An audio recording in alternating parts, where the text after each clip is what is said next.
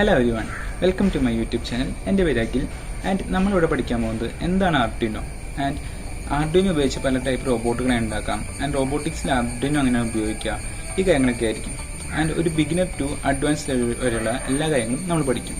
Okay, നിങ്ങൾ college സ്റ്റുഡൻറ്റോ അല്ലെങ്കിൽ school സ്റ്റുഡൻറ്റോ എന്തോ ആവട്ടെ, നിങ്ങൾക്ക് ഒന്നും അറിയില്ലേ, നിങ്ങൾക്ക് കോളേജ് പ്രൈവറ്റ് സ്കൂൾ പ്രൈവറ്റ് ഉണ്ടോ, പേടിക്കണ്ട. നമുക്ക് ബിഗിനർ ടു അഡ്വാൻസ് ലെവൽ എല്ലാ പ്രൊജക്റ്റുകളും ചെയ്യാം ആൻഡ് എല്ലാ കാര്യങ്ങളും പഠിക്കാം.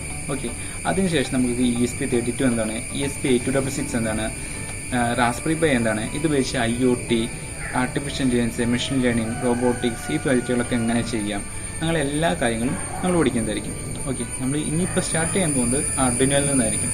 ഓക്കെ, ഇനിയിപ്പോൾ നിങ്ങൾക്ക് പഠിക്കാനായിട്ട് നിങ്ങളിൽ ആർഡിനോ ബോർഡ് ഇല്ലേ, പേടിക്കണ്ട. നമുക്ക് സിമുലേഷൻ സോഫ്റ്റ്വെയർസ് അവൈലബിൾ ആണ്. അപ്പോൾ നിങ്ങൾക്ക് ആർഡിനോ ബോർഡ് വെച്ച് ആർഡിനോ IDEയിൽ എങ്ങനെ ചെയ്യുന്നതെന്നും, ഇനി അതല്ലാണ്ട് സിമുലേഷൻ സോഫ്റ്റ്വെയർ ഉപയോഗിച്ച് ആ സിമുലേഷൻ സോഫ്റ്റ്വെയർ കൂടെ എങ്ങനെയാണ് ചെയ്യുന്നത്, സിമുലേഷൻ സോഫ്റ്റ്വെയർ പറഞ്ഞാൽ നമുക്ക് ആ ഒരു സോഫ്റ്റ്വെയറിനുള്ളിൽ വെർച്വലായിട്ട് ആർഡിനോ ബോർഡും കമ്പോണൻസും കാര്യങ്ങളൊക്കെ ഉണ്ടാവും, അത് ഉപയോഗിച്ച് എങ്ങനെ ചെയ്യാം. ഓക്കെ, അപ്പോൾ നമുക്ക് വേറെ കമ്പോണൻസ് ഒന്നും വാങ്ങിക്കേണ്ട ആവശ്യമില്ല, അതിൽ തന്നെ ചെയ്ത് തുടങ്ങാം. അത് കഴിഞ്ഞിട്ട് പിന്നീട് വാങ്ങിച്ചാലും മതി. ഇതൊക്കെ എങ്ങനെ ചെയ്യേണ്ട കാര്യങ്ങളൊക്കെ നമുക്ക് പഠിക്കാം. നമുക്ക് വീഡിയോയിലേക്ക് പോകാം. അടുത്തായിട്ട് നമ്മൾ ആർഡിനോ എന്താണെന്ന് നോക്കാൻ പോകുന്നത്. അതിന് മുന്നായിട്ട് നമുക്ക് എന്താണ് റോബോട്ടിക്സിൽ എവിടെയാണ് നമുക്ക് ആർഡിനോ ആവശ്യം വരുന്നത് വളരെ ചെറിയ ഇൻട്രോ പോലെ പറഞ്ഞു പോകാം. ഓക്കെ, അപ്പോൾ റോബോട്ടിക്സിൽ നമുക്ക് റോബോട്ട് എന്ന് പറയുമ്പോൾ നമ്മൾ മനുഷ്യനായിട്ട് കമ്പയർ ചെയ്യാം. നമ്മുടെ മനുഷ്യൻ എങ്ങനെയാണ് വർക്ക് ചെയ്യുന്നത്, മനുഷ്യന് ബ്രെയിൻ ഉണ്ട് ആൻഡ് സെൻസ് ഓർഗൻസ് ഉണ്ട് ആൻഡ് മൂവ്മെൻറ്റിന് വേണ്ടിയിട്ട് കൈ കാൽ മസിൽസ് വഴി ആ മൂവ്മെൻറ്റ് കിട്ടുന്നു. ഓക്കെ, അപ്പോൾ ഈ മനുഷ്യന് ഡിഫറെൻറ്റ് സെൻസേഴ്സ് ഉണ്ട്, സെൻസ് ഓർഗൻസ്, കണ്ണ്, ചെവി. അപ്പോൾ ഓരോന്നിനും ഓരോ ഫങ്ഷൻ ഉണ്ട്. കണ്ണുകൊണ്ട് നമ്മൾ കാണുന്നു, ഫ്രണ്ടിൽ ഒബ്സ്റ്റാക്കിളുണ്ടോ, എന്തൊക്കെയാണുള്ളത് ഇതൊക്കെ കാണുന്നു, കേൾക്കുന്നു, കുറേ കാര്യങ്ങൾ കേട്ട് മനസ്സിലാക്കുന്നു. ഓക്കെ, അപ്പോൾ ഇതേപോലെ റോബോട്ടിനും കുറേ സെൻസേഴ്സ് ഉണ്ട്. നമുക്ക് സെൻസ് ഓർഗൻ പോലെ റോബോട്ടിന് സെൻസേഴ്സ്. ഓക്കെ, ആൻഡ് നമ്മുടെ ഈ സെൻസ് ഓർഗൻസ് അതിൽ നിന്നും വരുന്ന ഒരു ഡാറ്റ, ഇപ്പോൾ കണ്ണിൽ നിന്ന് കാണുന്ന ഡാറ്റ, ചെവി കൂടെ കേൾക്കുന്ന ഡാറ്റ, ഇതെല്ലാം ബ്രെയിനിലേക്ക് കൊടുക്കുന്നു. ഓക്കെ, എന്നിട്ട് ബ്രെയിൻ എന്ത് ചെയ്യുന്നു, അതെന്താണെന്ന് മനസ്സിലാക്കിയിട്ട് തിരിച്ച് അതിന് റിപ്ലൈ നമ്മുടെ ബാക്കി ഓരോ ഓർഗൻസിനും കൊടുക്കുന്നു. ഓക്കെ, ഇപ്പോൾ ഞാൻ ഒരാളെൻ്റെ അടുത്ത് സ്റ്റാൻഡപ്പ് എന്ന് പറഞ്ഞു, ഞാൻ ഇപ്പോൾ സ്റ്റാൻഡപ്പ് എന്ന് എൻ്റെ ചെവി കൂടെ കേൾക്കുന്നു, അത് ബ്രെയിനിലേക്ക് ചെല്ലുന്നു, മനസ്സിലാക്കുന്നു ആൻഡ് എഴുന്നേൽക്കാനായിട്ട് ഇൻസ്ട്രക്ഷൻ എൻ്റെ കൈമേക്കും കാൽമേക്കും കൊടുത്ത് ഞാൻ എഴുന്നേറ്റിക്കുന്നു. ഇതേപോലെയാണ് ഒരു റോബോട്ടും വർക്ക് ചെയ്യുക. റോബോട്ടിന് കുറേ സെൻസേഴ്സ് ഉണ്ട്. ഓക്കെ, ഇതിൽ നിന്ന് കുറേ ഡാറ്റ എടുക്കും. അത് എടുത്തിട്ട് പിന്നെ അത് ഡിസിഷൻ എടുക്കും എന്ത് ചെയ്യണം എന്നുള്ളത്. എന്നിട്ട് ബാക്കി കമ്പോണൻസിലേക്ക് ലൈക്ക് ആക്ച്വേറ്റേഴ്സ് അതിലേക്കെല്ലാം കൊടുക്കും. അങ്ങനെയാണ് ഒരു റോബോട്ട് വർക്ക് ചെയ്യുക. അപ്പോൾ റോബോട്ടിന് മെയിനായിട്ട് 4 കമ്പോണൻസാണ് ഉള്ളത്. ഒന്ന് micro controllers, 2 actuators, 3 sensors, 4 power source. ഈ മൈക്രോ കൺട്രോളർ എന്ന് പറയുന്നതാണ് ഈ റോബോട്ടിൻ്റെ ബ്രെയിൻ. നമ്മളിവിടെ യൂസ് ചെയ്യുന്നത് ആർഡിനോ എന്ന് പറഞ്ഞിട്ടുള്ള ബോർഡാണ്.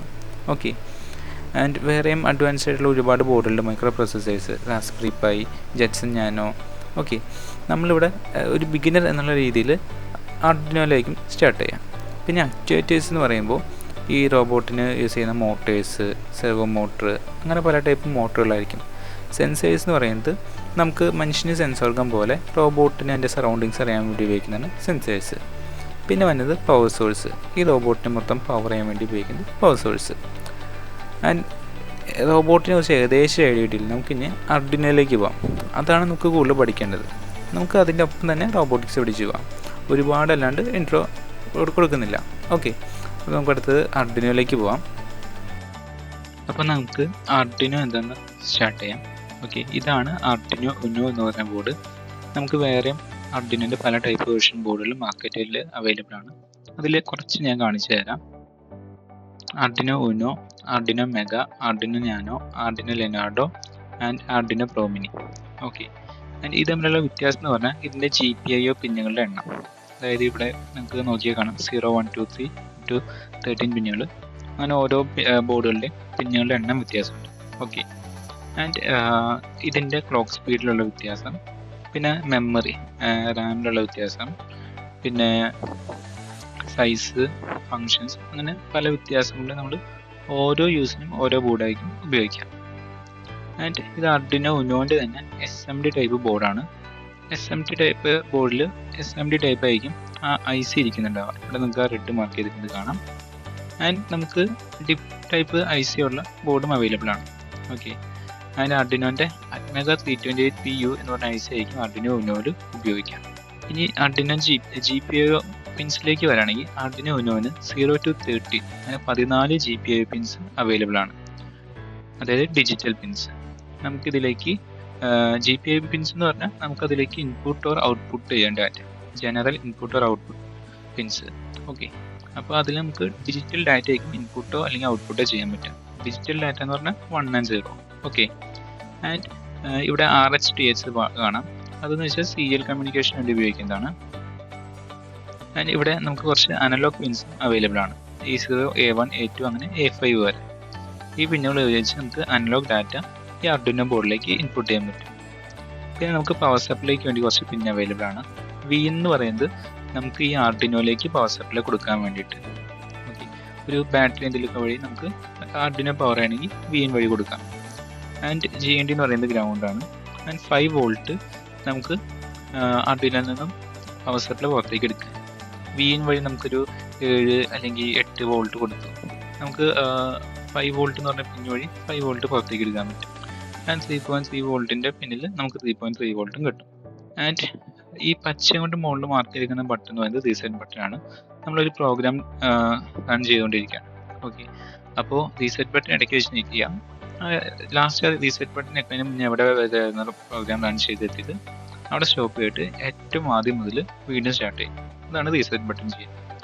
ആൻഡ് ഈ റെഡ് മാർക്ക് ചെയ്തേക്കുന്നത് നമുക്ക് USB കേബിൾ വഴി ഈ ആർഡിനോ ബോർഡിലേക്ക് കോഡ് അപ്ലോഡ് ചെയ്യാൻ വേണ്ടിയിട്ടുള്ള പോർട്ടാണ്.